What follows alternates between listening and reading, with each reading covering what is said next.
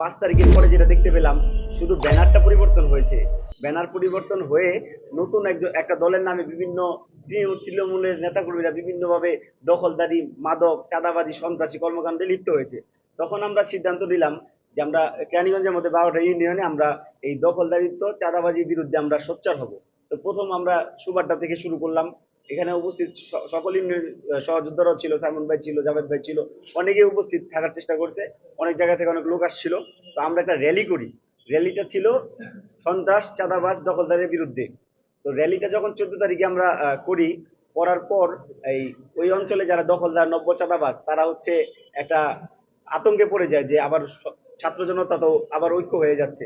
তখন তারা এলাকার মধ্যে বিভিন্ন ইউনিয়ন থেকে তাদের সন্ত্রাস বাহিনী আমাদের এলাকায় ঢুকায়। তখন আমরা এটা সেনাবাহিনীকে অবহিত করি। যখন আমরা সেনাবাহিনীকে অবহিত করি, তখন 21 সেপ্টেম্বর সেনাবাহিনী আমাদের এলাকায় ঢুকে। ঢুকে তারা তাদের তাদের মাধ্যমে তারা বিভিন্নভাবে তারা নোট করে যে কোথায় কোথায় দখলদারি হয়েছে, কোথায় চাঁদাবাজি হচ্ছে, কোথায় মাদক স্পোর্ট, সবকিছু নোট করে নিয়ে যায়। তারপর থেকে আমাদের উপর দমন নিপীড়ন শুরু হয়। আমাদের বাসার ইন্টারনেট নির্বিচ্ছিন্ন করে দেয়, আমাদের বাসার ডিশের লাইন কেটে দেয়। হ্যাঁ, এগুলা করার পর এক পর্যায়ে এটা চলতে থাকে।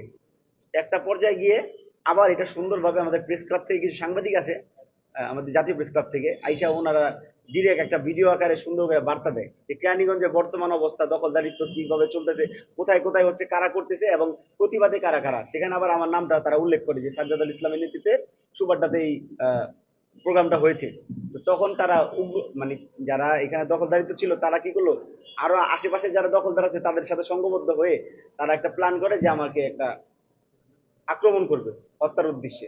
তখন এই 17 তারিখ আমি যখন আমার কোর্ট প্র্যাকটিস শেষ করি, আমি বাসার দিকে রওনা হই, তখন তারা পরিকল্পিতভাবে তারা বসে থাকে। যখন আমি এলাকায় ঢুকি, আমাকে হাসিবুল হাসান অনিক, যিনি সুবাড্ডা ইউনিয়নের 3 নং ইউনিটের যুব দলের সাংগঠনিক সম্পাদক দায়িত্বে আছে, তিনি তার নেতৃত্বে বহিরাগত পোলাপান এনে আমার উপর একটা হামলা চালায়। এই হচ্ছে সারমর্ম। তো হামলা চালায় এক পর্যায়ে আমার উপরে এমন ভাবে হামলা চালায়, তারা আর কি আমার জীবনের মায়া করে নাই। তারা ওই পিস্তল নিয়ে আমার মাথার ভিতরে ফার্স্ট বাড়িটা দেয়, উনিকে দিয়ে এইভাবে ধরে যে সাইডে চল। এলাকায় কিন্তু রাস্তাঘাটে মানুষ চলতেছে, কিন্তু আমার সাইডে নিয়ে তারপর ওর বাইরে আমার মাথার উপরে এখানে টান দেয়। টান দেওয়ার পরে এলো পাথারি মারতে থাকে। আমি হাতটা ঠেকাইতে ঠেকাইতে আমার হাতে দেখতে পারতেছেন এখানে এই যে ছিলে গেছে, এই হাতে ফ্র্যাকচার হয়েছে, একটা হাড্ডি এখানে ভাঙছে, আর মাথায় তো 14টা সিলি হয়েছেই।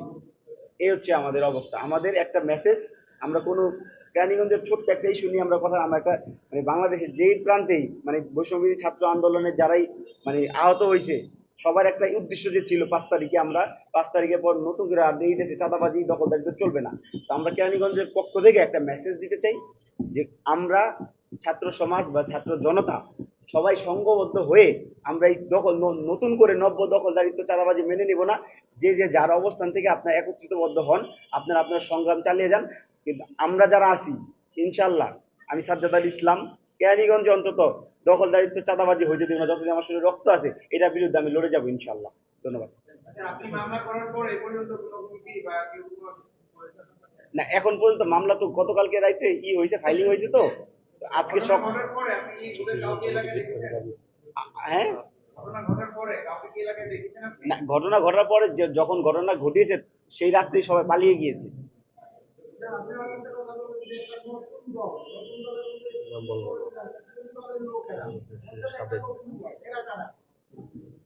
এরা আপনার আসলে আসলে যারা সন্ত্রাস, চাঁদাবাজ, তাদের কিন্তু আসলে কোনো দল নাই।